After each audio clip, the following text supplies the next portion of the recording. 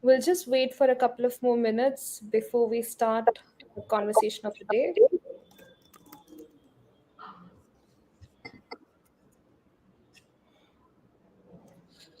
I hope you all are having a pleasant evening or a day wherever you are.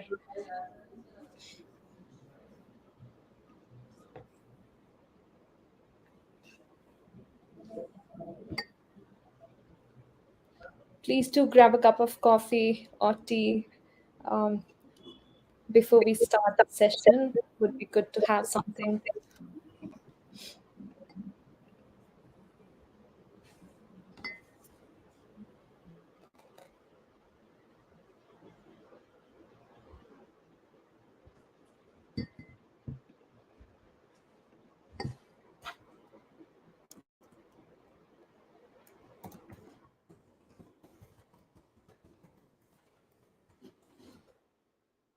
Great.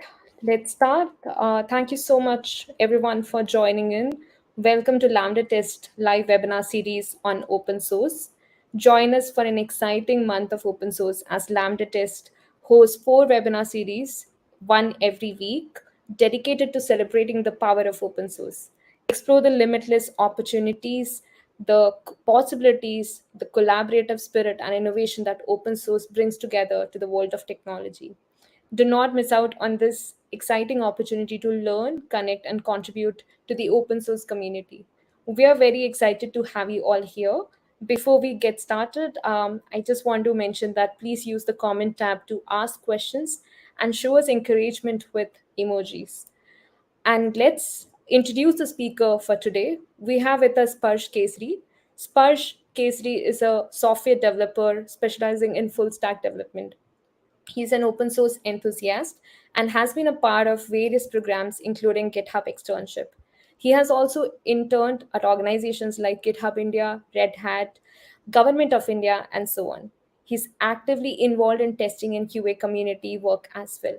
In his current position, he works as developer relations engineer at LambdaTest and explores and contributes to the testing world every single day. So, Sparsh, let's jump right into it. I have the first question with me. What are we doing to celebrate the month of open source at LambdaTest? Hi, Kavya. Thank you for the wonderful introduction. So here at LambdaTest, we are celebrating the month of October as a month of open source. And as we know, there are a lot of peoples and they might be in during a different stage of their journey towards open source. Some might be struggling to make their first contribution. Some might be done with the first contribution and they are struggling to what they do next. Some might be thinking of opening their own open source organization or scaling their own open source project and want to see how they can scale up the community efforts. So we have divided the month of open source, month of October into 4 webinar series where we'll be bringing in one open source veteran and they will be talking about their journey and how they were able to scale up with the help of community or what things help them to get more contributions and what they expect of the contributors from the contributors. So being that said, let's jump on to the very first session, that is introduction to open source. Let me just share my screen. I hope my screen is visible, Gabriel. It is. So, Introduction to Open Source is a very beginner-friendly webinar where we will be talking about how you can contribute to open source. And first of all, the very first question that comes to our mind is why contribute? What does contribution mean? And how to get started? And also some fears that I faced while starting with open source contributions. So let's get started. So first of all, the very first question, what is open source or OSS? Open source softwares are built collaboratively with the help of community support. These are not particularly owned by a organization. These are decisive with the help of different parts of the different people, and their cumulative decision decides the path of the open source project. The another way to look at it is open source can be divided into 2 words. The collaboration is open and the source is freely available. And depending upon your use case or the license of that open source project, you are free to share, adapt, modify, and collaborate accordingly. So does that mean open source softwares are free? No. Every open source software is not, every free software is not open source, and every open source software is not free. So there are a lot of closed or projects or softwares that are not open source, but they distribute it freely. And not all the open source software are free. They charge according to the licenses and the use case of the open source project. There is a very small bunch of some softwares that are open source as well as free. Another way to look at open source is that open source is not dealing with the code. It's also about dealing with the people, because open source projects have lot of collaboration between a lot of people. It could be open source maintainers, it could be contributors, it could be committee leaders, and it could be the users. So it's not just the code; it's the people. So jumping into why should you contribute to open source? So there are a lot of learnings and teachings that we have gone through, like why should we contribute to open source? But let's deep dive in and understand what goes through that process. So one of the topmost reason that is very personal to me is improve softwares that you rely on. So imagine that you are using a software, let's say a language, and you find a bug, and you understand that millions and thousands of users are also going through and using the same software, and the bug you found, and you are able to contribute and able to make changes and make a positive change towards solving that bug or introducing a new feature that could give a huge impact towards all. That makes the contributor very empowering. It could be very small changes that could empower you. So let's say I'm going through a software and it has a minor documentation error on their website. So even changing that helps you empower that, because you made a contribution that impacted the lives of many. Building or contributing towards open source public projects helps you grow a reputation among the community. You will be interacting with the community, and it will help you grow a reputation amongst them. And while you make contributions by contributions, it will also helps you build your career itself. One of the major features of open source is community, and you find mentors, and also you get a chance to teach others as well. Mentors are the some of the veterans that are handling those open source projects. They teach you how the issue could be solved or the feature could be implemented. They help you guide, as well as you get a chance to nurture some of the new joinees that are in the open source that are coming to contribute to the open source project. So it helps you meet mentors that are very great mentors. They are building the software for many years, and they have a lot of experience, and you're also getting the experience to teach others. It also makes you better. By that I mean you are while contributing, you get to learn a lot of technical languages, frameworks. As your code is publicly accessible, you will also be trying to follow the clean code practices. You will also try to learn community, how to interact with community. It helps you improve your communication skills and helps you make you yourself better. So the next question that comes to our mind is what can you contribute? So one of the major misconception amongst us is that open source contributions are only just code, but that's not it. There are a lot of other parts instead of code that you can contribute, and these are more valuable than the code parts, because the maintainers and the project owners are very limited in numbers, and they are not able to handle or they are not able to track all these non-code issues. That could be documentation errors, or that could be translations. So they need people who can contribute non-code items to the project as well. But if you love to code, you can tackle an open issue. You can also ask the mentors that if you want to write a new feature, you can automate project setup, you can improve the tooling, and as well as improve the testing of the project. So also let's talk about the code that the contributions that are not code. So documentation. You can help make changes to the documentation, add more documentation, help understand each product, each feature, so that the next person that comes in, it is more easier them to use it. You can make contributions in terms of design. So let's say the website of that open source project is a bit old. You can contribute towards the design of the project by collaborating with the team owners, project maintainers, of course.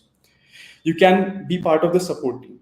So if some of the users are facing some particular error, and you can help them resolve them. You can also help in advocacy and evangelism of the particular open source project. So as the adoption of that open source project increases, the number of contributors and number of users is also increased. So you can create use cases, videos, demo videos, or help manage them, the users that will also help contribute towards that open source project. You can also help in triaging issues. So there are a lot of issues that are open in an open source project. You can help triage them. So there are a lot of labels in that particular issue. So we will talk about them later, but depending on that open source or whatever the issue is, it could be related to front end, it could be related to back end. You can help triaging them. You can also help in translation. So generally, the language used in the project might be English. So you can also help translate the documentation or open source README file into the particular language. So that could help increase the adoption of the project. Moving on. So let's get started. How to make your first contribution and how will you make that leap? So first of the one of the major blocker while you are thinking of making a contribution is choosing the right project. So I have come up with a very short checklist of how you can find the right project. Firstly, making like as we talked about, you can contribute to the softwares that you work on. So being the first user of the open source software, you are well invested in that particular issue or feature or that open source software that you are working on. So you it feels a bit empowering to help solve that issue. So if any of the tools that you are using day to day or any language or framework and you choose to contribute towards them, you can do that. Secondly, you also might have to look at the license of that open source project. So there is a license file in the root of every repository. So that describes is that open source project free to use, free to modify, or what is the intellectual property right associated with that open source project. So that also helps you make a better decision of choosing the product. Project actively accepting contributions or not. So what was the last commit to that project? So the last commit should not be very old. It's like it should not be deprecated for 1, 2, or 2, 3 years. How many contributors that project have? So if the project have around 10 or more than 15, 20 contributors, it helps you collaborate with those contributors and they can help you guide if you're facing any issues or you want to discuss anything. How often the people commit on that particular open source org. So you can go to the commit tab in the particular repository and you can see how often people do the PR or commit to that project. One of the thing that you also want to see while choosing your right project is the project welcoming or not. Do maintainers respond to the questions and issues, or do the maintainers and the users have a discussion forum or a chat where they can discuss what is the goal of the feature that you are developing, or they can help you resolve the issue that you are facing. So this could be an IRC channel, a Slack channel, or Discord channel, or as well as now projects have GitHub discussions where they talk about the project's goals. And also one of the things that you want to look at is do pull requests get reviewed, or what is the time it takes to get the pull request reviewed. So generally sometimes happens we do a PR to a project and the maintainers are not replying. and that becomes a very bit disheartening that after 10 to 15 days and even after frequent follow-ups, the project owners are not replying. So before choosing the right project, these are some of the minor factors that you can choose before choosing the right project. So we talked about issue labels earlier. So these are in the issues, there is a section called labels where you can sort according to your interest. One of the things that you want to look at is good first issues. If you are a first time contributor, you can choose to click on the open source good first issues. These are the very basic issues. These are kept for the people who want to contribute for the first time to that repository. And these are some minor changes to get you hooked to that project so that you understand some layer, the outmost layer of that project, and you are able to contribute more as you go on. So if you are a first time contributor and you're looking to make that contribution, you can definitely go to the labels and try good first issues. It could be in another name, it could be beginner issues or etc. But depending on the project to project, you can find these labels. And also there are various programs and sites that give you the beginner friendly issues.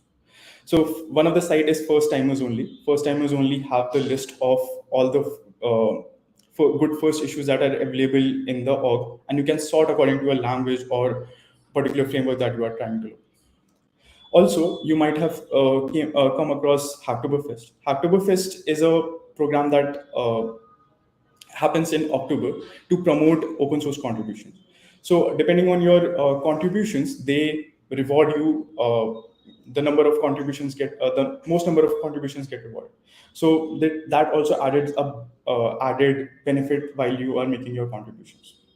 So if you are a first time contributor, please do have a look at these. So right now I have chosen my project. So how do I understand that project? So there are various parts of an open source project. First being the documentation. The documentation consists of the steps how you can set the project up in your local system. So by following these steps, by running those commands, you can set up in your local system and play with it. You can make changes and see how it is responding into your local. So the documentation are the first thing that we want to go through. So one of the factor by choosing a project is also documentation. So if our open source project is not properly documented, you might face issues in the local setup or while doing a PR. Second thing is license. So every open source org might have a license file in the root of the repository, and if by looking at the license, you can see if it is free to modify, free to distribute or not. So this the license also contains the intellectual property right of the owners over that repository. So the code is available free, but it still has some rights. You are not allowed to do what you want to do with the open source repository. Thirdly is a README file. README file contains what are the benefits of using that open source repository. It also contains the local setup of that open source org, as well as what are the key highlighting things about that project. Fourth and the most important things is the contributing guidelines. Most of us try to overlook these guidelines, but it also affects your first contribution or your PR. So contributing guidelines contains the style guide of how the PR or how the code are accepted into that open source code. So that could be some orgs might follow a particular name of the branch that you want to do a PR with, or some style of commits, etc. So you have to follow these contributing guidelines to help get your PR approved as quickly as possible. Fifth is code of conduct. Code of conduct are the general rules that the org tries to maintain. That could be in being inclusive or how they want to uh, support the community members and the users. So please also do look at the code of conduct. And other is the miscellaneous document, like the support docs. Support docs contains the configurations and the command configurations of that open source project. So that also helps you set up your project nicely. Uh, so while doing a PR, one of the rule that is to be followed is called campsite rule. So after coding and making a PR, sweep all the leaves and douse all the fire to make the code pristine for the next adventure.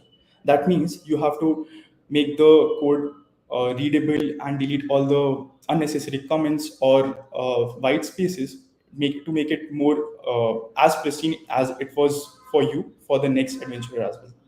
So also please do follow the campsite rule. Uh, Coming to the state of open source. So, as per the 2021 stats, 90% of the companies have started to report the use of open source software. And that is about a 40 to 50% increase of adoption of open source softwares in companies like Microsoft, big companies, Fortune 500 companies, etc. And according to the State of Open Source Survey of GitHub in 2022, they reported that there were about 413 million open source contributions that were made in that year, in alone GitHub itself. So there are various other platforms like GitLab or Bitbucket, but GitHub alone has 413 million open source contributions. Now we will also talk about the scary parts of open source contributions. So these are a personal experience from my side. So before getting started, before making the first contribution to open source, I struggled a lot by finding the right project, finding the right issue. So some of the scary things that I thought of during that time, I'm trying to give comments on that. So first question that comes to my mind: what if my contributions get rejected? So there is no drawback in getting your contributions getting rejected. I remember my first PR got rejected. So I was learning JavaScript and I wanted to contribute something to the React framework, uh, and I found an issue. So while I was contributing, my first PR got rejected due to some error, and that was a bit disheartening to me. But again, I made another PR and it got accepted to the same issue. So that was a wonderful achievement. So it doesn't matter how many PRs of yours get rejected. It might be due to a particular reason that open source maintainers are trying you to understand. It could be due to some style guide, or it could be due to some goal changes. So some features are not meant to be implemented according to their goals.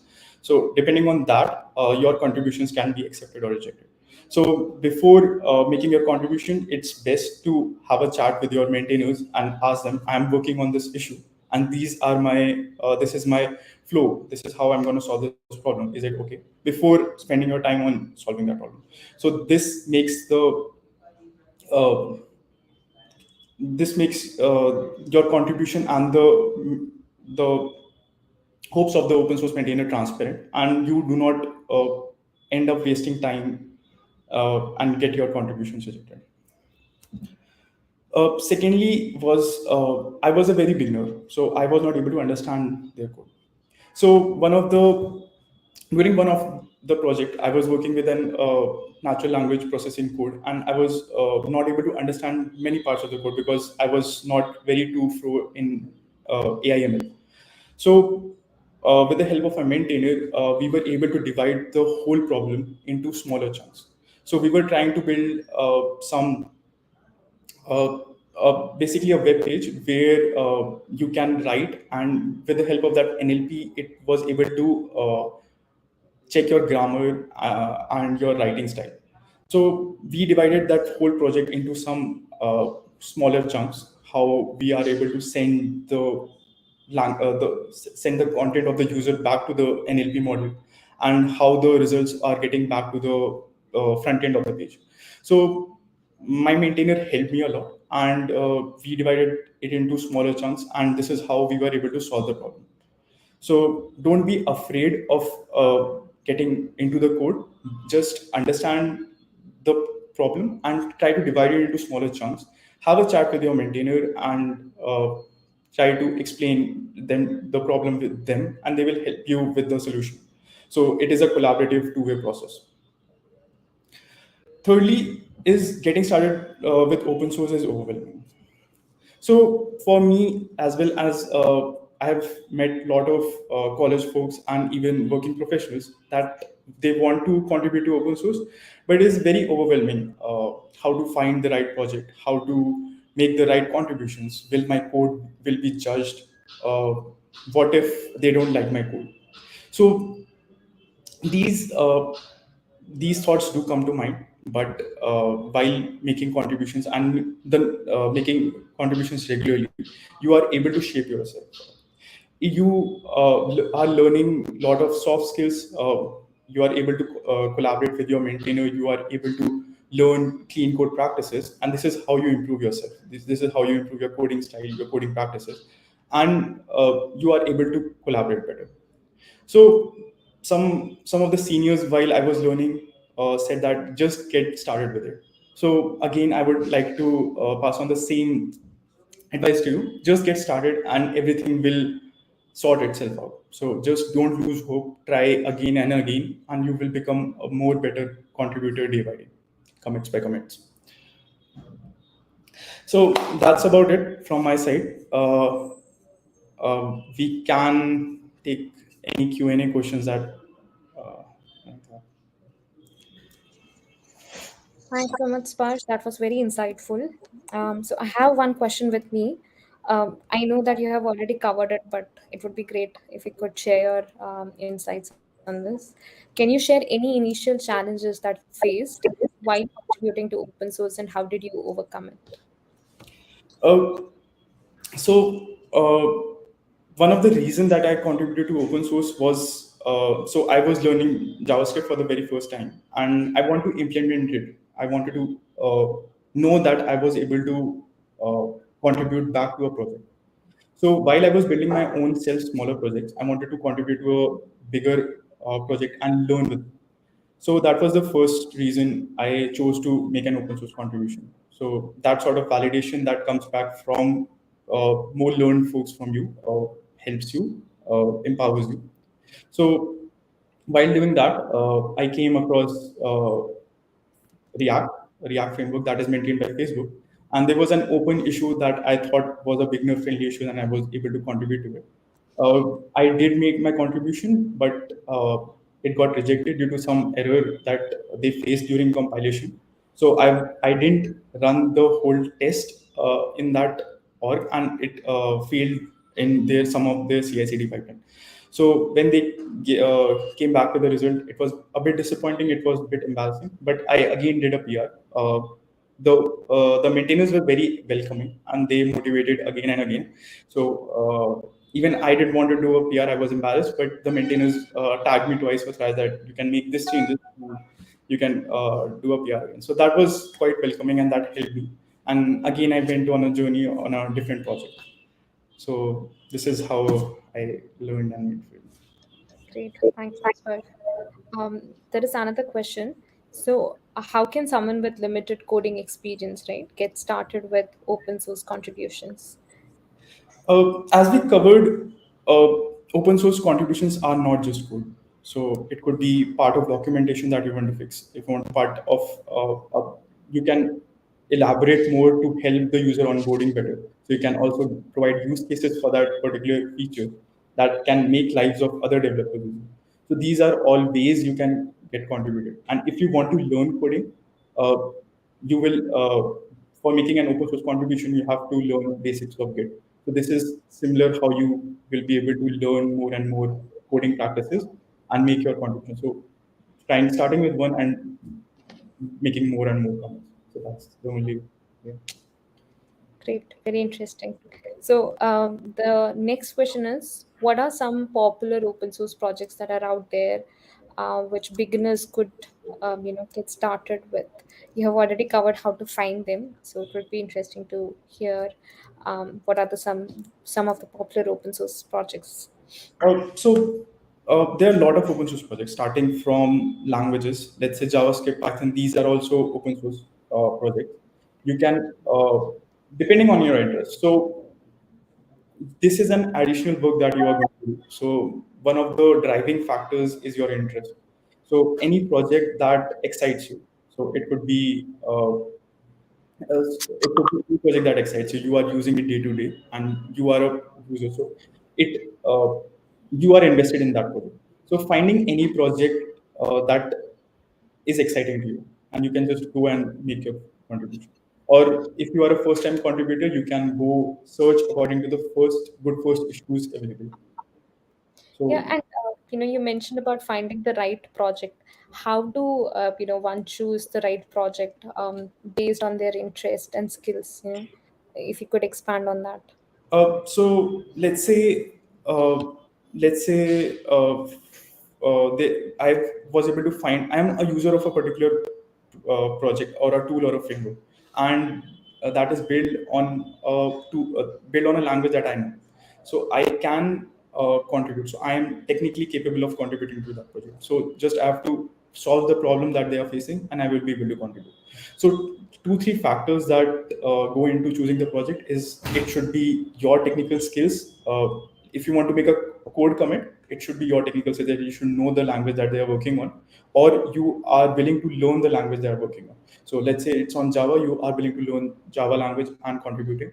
So this is how you fill that gap. Or if you are looking towards a non-code contribution, depending on the open issues, or you can ask new issues and go further. Thank you so much. Another question that someone had was, what are some key benefits to contributing to open source project? Uh, Seeing Uh, your journey, I know that there are quite a few benefits, but yeah, would love to hear it from you. Uh, as I think we covered in the slide, first of all, it makes you better. It helps you upskill yourself to become technically capable, to able to up your communication skills. As you are communicating with people around the globe, you are able to go through the documentation and understand the project. So it helps you upskill yourself, as well as when you are making more and more commits to a particular project or many projects, it creates your brand in the community. So while you build a project, you might be taking on bigger challenges. So it becomes your brand, and it also helps you build career. Uh, you and the one of the major reason is that you are able to give back to the community. So the tools that you were using, the framework that were written by others, you are giving back. You are making it better. So that is one of the advantages of contributing to open source. Yeah, thank you so much. The last question that we have is, how is LambdaTest supporting open source contributors, especially beginners who are about to get started with open source contributions? Okay. So at LambdaTest, we have various programs. So if you are a student or part of any college. So we are partnered with GitHub. So we are listed on GitHub Student Developer Pack, and we give out free offerings to all the students there. You can try Lambda Test out in your project, run test on Lambda Test, and uh, make your software better. So this is one of the ways we are contributing towards open source, big news, as well as we have a lot of technical skilling courses, learning labs, blogs, certifications that help you upskill, learn about testing, development ecosystem, and contribute back to the. Great. I was too quick to say that, that was the last question. I just got to know that we have four more questions. Thank you so much, audience. Please let these questions keep on coming. We have one question from Jaya Kumar who wants to know, are there any third-party website to make open source contributions? Third-party websites. There is GitHub, GitLab, and all the Git uh, code management tools where all the open source projects are listed. So you have to find your project in GitHub or GitLab and then make the open source contribution. So this is the only way of contributing to open source. I hope that helps, Jaya. There are two other questions. One is, what strategies do you use to balance your open source contributions with other commitments? Um, Uh, Especially those who are studying in college, I think for them. I think it's always a personal choice while you are contributing toward open source, because as you are a working professional, you might have workload. You are not able to contribute much, and in college you are a beginner or you have college pressure. So you have to find time on your own, maybe late nights or over weekends, and maybe contributing as much as time you can. And as the problem becomes interesting, you might be able to give more time. And it's calming, and getting your PR accepted is that's empowering. So that is the driving force, finding time. Great. Um, there is also one more question. Are there specific programming languages or tools that are more beginner friendly for open source contributions? They are not particular. There are no particular programming languages, but it's according to your. So there is no language better than another. So whatever the programming language that you know, that will work the best. So it could be JavaScript, it could be Java, it could be any other languages that one. So, or according, if you are willing to learn the language to make the contribution, that also works, because the concept behind the languages are same, just the syntax changes. So if you are willing to do so, you can. Great. I think we are at the end of all the questions. We have covered everything. Over to you, Spurge. Thank you so much for the valuable insights that you have shared. I'm very confident that our audience would have loved it. Yeah, Okay. over to you, Spurge. Any concluding words that you want to share with our audience? So the only advice I would like to give you is get started and collaborate regularly. So that will help you become better and collaborate better. You will start to understand the problem that the particular project is facing, and you are able to resolve that issue. Uh, Being said that, this was the first session of the open source month. We also have various other three more sessions that is going to happen in this month. It will be around diving deep into a particular project. What is the anatomy of that project? How do you learn about and make your contributions? As well as we will also be having chat with various maintainers. What do they feel like if a beginner is contributing to their project, and what do they expect of the first time contributors? So we will talk about that. We will also invite various open source orgs that will let us know about their experience. How did they tackle and how did they upskill, being adding more collaborators and advocating better. So stay tuned, and we will be sharing the next session details very soon. Thank you so much, Sparsh, and thank you so much for the audience for the Thank you. wonderful questions that you have shared. Yeah, as Sparsh said, we have a lot in store. Do explore Lambda Test open source page as well. We would be sharing the link in the comments after the stream has ended. And if you have any questions, you could always let us know. You just have to reach out, via the chat or the email address, and we would be happy to help you out with any questions. Thank you so much once again. Thanks, Thank Parj. you. Uh, Thank you. yeah, let's stay tuned for the next week. Thank you. Bye.